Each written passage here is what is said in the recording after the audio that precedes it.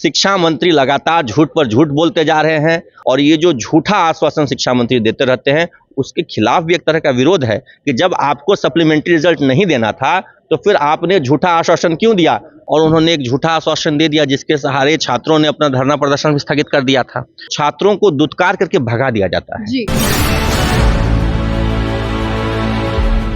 नमस्कार, star TV Bihar देख रहे हैं आप। मैं हूं सानिया आपके साथ। देखिए, बिहार सरकार में जिस तरीके से हर बार जो है शिक्षक अभ्यर्थी जो है शिक्षक मंत्री को बार बार घेरे में लेते हैं, लेकिन कोई भी डिसीजन नहीं लिया जाता है। और इसी मुद्दे पे आज हम चर्चा करने वाले हैं। हमारे साथ अभी मौजूद है जनसुराज के प्रवक्ता अमित विक्रम जी, जो कि पूर्व शिक्षक संघ के अध्यक्ष भी हैं। तो चलिए इनसे जानते हैं कि आखिर इनकी क्या राय है इस पे। देखिए, शिक्षा मंत्री ने जो अभी तत्काल मामला है कि बहुत सारे अभ्यर्थी सप्लीमेंट्री रिजल्ट की मांग कर रहे हैं जी। इस मामले में शिक्षा मंत्री ने उनके धरना स्थल पर जाकर के उनसे झूठ बोला था, साफ साफ झूठ बोला था कि आपका सप्लीमेंट्री रिजल्ट आएगा और जल्द से जल्द आएगा। जी। इनकी ज्वाइनिंग होने दीजिए, जो सिलेक्टेड लोग हैं इनकी ज्वाइनिंग होने दीजिए, उसके बाद आपका सप्लीमेंट्री रिजल्ट आएगा। और उन्होंने एक झूठा आश्वासन दे दिया जिसके सहारे छात्रों ने अपना धरना प्रदर्शन भी स्थगित कर दिया था। और अब जबकि जो सिलेक्टेड स्टूडेंट्स थे उन्होंने ज्वाइन कर लिया है, तब ये लोग उसी वादे की याद दिलाने के लिए शिक्षा मंत्री के पास पहुंच रहे हैं। और जब पहुंचते हैं, चाहे वो जदयू कार्यालय हो या कहीं किसी मतलब इनके कार्यालय, इनके अपने जो शिक्षा वाकल वहां भी पहुंचते हैं, तो छात्रों को दुत्कार करके भगा दिया जाता है। जी। आपने कुछ दिन पहले देखा होगा कि एक महिला अभ्यर्थी, शिक्षिका अभ्यर्थी जो है वो इनके गाड़ी के पीछे दौड़ रही है और उसको ये गाड़ी से धक्का दे करके, झटका दे करके हटा रहे हैं। एक शिक्षा मंत्री का एक महिला के प्रति, एक शिक्षिका जो होने वाली शिक्षिका है उसके प्रति ऐसा व्यवहार है। इन सब बातों को लेकर के शिक्षक अभ्यर्थी बहुत आक्रोशित है। एक तो पहले उनको झूठ बोला और अब जब उस वादे को लेकर के उनके पास जा रहे हैं उनको दुत्कार के भगाया जा रहा है, पुलिस को बुलाया जाता है, फर्जी मुकदमे और एफआईआर की धमकी दी जाती है। तो इन सब बातों से शिक्षक अभ्यर्थियों का आक्रोश बहुत ज़्यादा है, शिक्षक अभ्यर्थियों में नाराजगी बहुत ज़्यादा है, जिसका प्रदर्शन वो बार बार कर रहे हैं। और आप देख रहे हैं कि शिक्षा मंत्री को कभी दौड़ के भागना पड़ रहा है, तो कभी मतलब शिक्षिका को गाड़ी से धक्का देना पड़ रहा है। और कल और परसों जो प्रदर्शन हुआ है उसमें तो शिक्षा मंत्री के गाड़ी के नीचे आते आते शिक्षक अभ्यर्थी बचे। जी। तो ये आक्रोश है बिहार के युवाओं का, शिक्षक अभ्यर्थियों का। और ये जो झूठा आश्वासन शिक्षा मंत्री देते रहते हैं उसके खिलाफ भी एक तरह का विरोध है कि जब आपको सप्लीमेंट्री रिजल्ट नहीं देना था तो फिर आपने झूठा आश्वासन क्यों दिया, झूठे वादे शिक्षक अभ्यर्थियों से क्यों किए, झूठ बोल करके उनके आंदोलन प्रदर्शन को खत्म क्यों कराया। इसी वजह से शिक्षक अभ्यर्थी इतने आक्रोशित हैं, वो लगातार प्रदर्शन कर रहे हैं। अच्छा, आपको क्या लगता है कि क्या इस मुद्दे पे न्याय हो पाएगा शिक्षक अभ्यर्थियों के साथ? देखिए, सरकार की जो तत्काल स्थिति है, शिक्षा विभाग की जो स्थिति है, इस मामले में न्याय होना बहुत मुश्किल लग रहा है। सरकार बिल्कुल ही असंवेदनशील बनी हुई है। शिक्षा मंत्री लगातार झूठ पर झूठ बोलते जा रहे हैं। और अब जब सब अभ्यर्थियों की ज्वाइनिंग हो गई है तो शिक्षा मंत्री और शिक्षा विभाग ने इस सप्लीमेंट्री के रिजल्ट के मुद्दे पर अपना पल्ला झाड़ लिया। उनका साफ साफ कहना है कि नहीं, अब यह संभव नहीं है।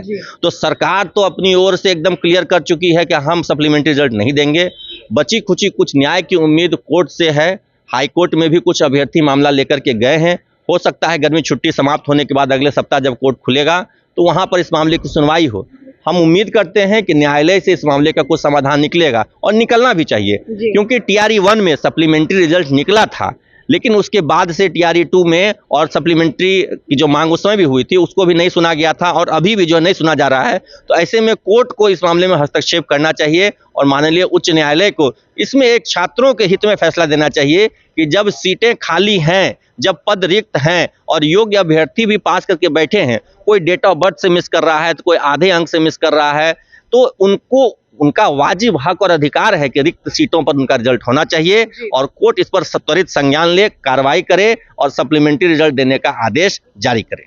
आखिरी सवाल सर, 40,000 प्रधान शिक्षकों की अभी नियुक्ति भी अटकी हुई है, इसको लेकर क्या कहना चाहिए? देखिए, प्रधान शिक्षकों की नियुक्ति अटकी हुई है, कुछ नाराज शिक्षकों के कारण ही अटकी हुई है।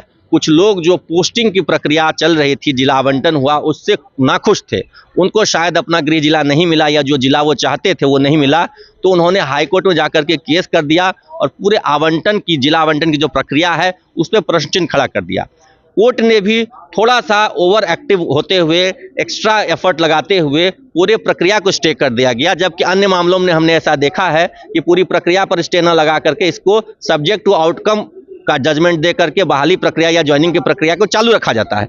लेकिन इस मामले में पूरी प्रक्रिया को रोक दिया गया और तब से सरकार की ओर से भी कोई उतनी मजबूत पहल नहीं की जा रही है कि जल्द से जल्द केस की सुनवाई करवा करके बहाली की प्रक्रिया को पूरी किया जा सके। इस वजह से पूरा मामला फंसा हुआ और इसके वजह से बार बार प्रधान शिक्षक के अभ्यर्थी भी पटना सचिवालय शिक्षा विभाग जा रहे हैं, तो कभी शिक्षा मंत्री के पास जा रहे हैं, तो कभी किसी मंत्री के पास जा रहे हैं।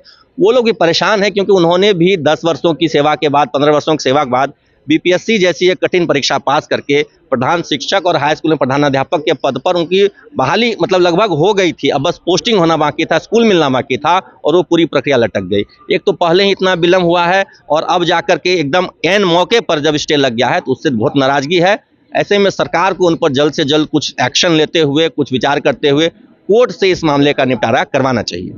तो आपने सुना कि अमित विक्रम जी ने क्या कुछ कहा। इनका साफ तौर पे यही कहना है कि देखिए लगातार शिक्षा मंत्री जो हैं वो बच्चों को इग्नोर करते जा रहे हैं, शिक्षक अभ्यर्थियों को इग्नोर करते जा रहे हैं। महिला शिक्षक अभ्यर्थी जो है उनसे बात करना चाहती थी लेकिन फिर भी उन्हें इग्नोर किया गया, उनको धक्का दिया गया और उसके बाद भी कई सारी ऐसी घटनाएं हुई हैं जिसमें शिक्षा मंत्री कोई जवाब नहीं देते हैं, कोई भी बात का जवाब नहीं देते हुए नजर आते हैं। और इसी को लेकर अभी जनसुराज का यही मांग है कि जल्द से जल्द इसको लेकर कोई भी डिसीजन किया जाए, बताया जाए कि आखिर रिजल्ट जारी किया जाएगा या नहीं, शिक्षक अभ्यर्थी जो थे उन्हें न्याय मिलेगा या नहीं। बाकी इसी तरह की तमाम खबरों के लिए बने रहे हमारे साथ और देखते रहें स्टार टीवी बिहार। धन्यवाद।